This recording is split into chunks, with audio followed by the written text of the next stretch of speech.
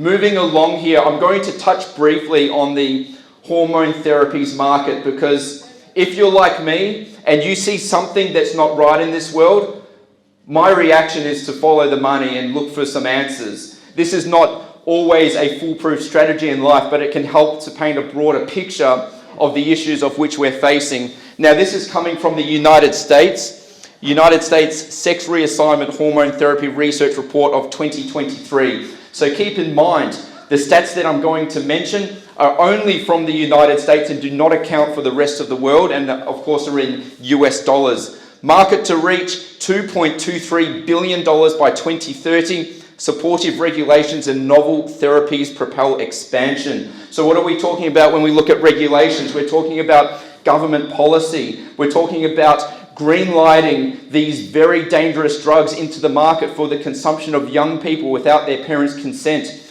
We're talking about expedited approval processes through the Therapeutic Goods Administration and other health regulators around the world. I'm going to keep reading to you from this financial report. It goes on to say, the rate of growth is at a compound annual growth rate of 4.05% per annum. So in other words, you have shareholders and investors who are literally getting more and more excited by the day because they are supremely confident that they will realize profits to the likes of which they've never seen before at the expense of the generations of children all throughout the Western world. And by the way, they're not doing this in Eastern Europe or China or other countries, and that's probably a story for another day. I'm going to keep reading to you here. This is really critical.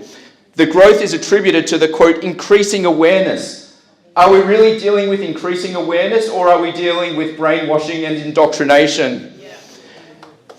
It goes on to say about sex reassignment treatments and the rising patient pool seeking gender affirmation surgery and hormonal therapy. Well, when it's getting shoved down children's throats, what choice do they have at such a young, malleable and vulnerable age?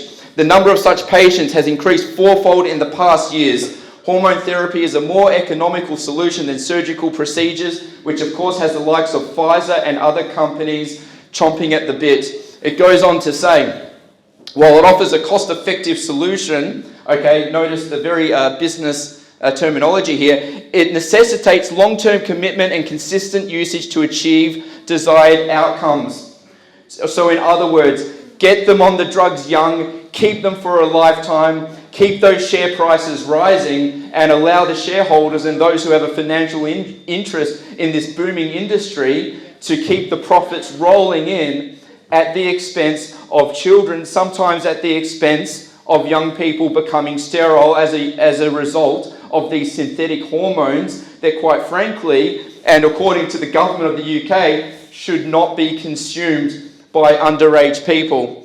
All right, this is a case in point right here. One of the world's biggest manufacturers of hormone therapies, AbbVie, look at their 5-year share price.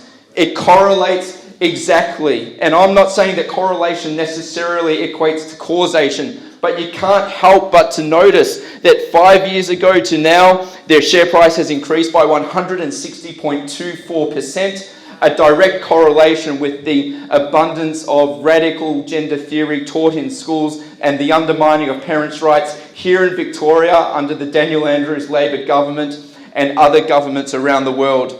Moving along here, I'm not going to go through too much of this. Please do your research at home. We have more than enough studies published by respectable organisations such as the National Library of Medicine that has weighed in the concerns, the side effects of these drugs and the effects it has on young people, and has labelled it of considerable magnitude in terms of the lack of data and the potential consequences. And by the way, I'm going through this pretty quickly, so if you'd like a copy of my presentation, then just come to me afterwards and I'll share with you all my sources, all my resources. I want this to get out there because at the end of the day, as a nation, we're failing to protect our children. Senator Babbitt is doing a tremendous job in the Senate. He's one man. We need more of him. Elections have consequences. All right, moving along here. This is a perfect visualization of states in the United States of America, state governments that have outlawed hormone therapy consumption for underage people. Okay, this is going to make more sense to you in just a moment. Have a look at this. What do you notice? What do you notice? If you're a parent in the United States and you care about the welfare of your child, you have no choice but to vote Republican. This is a mirror image.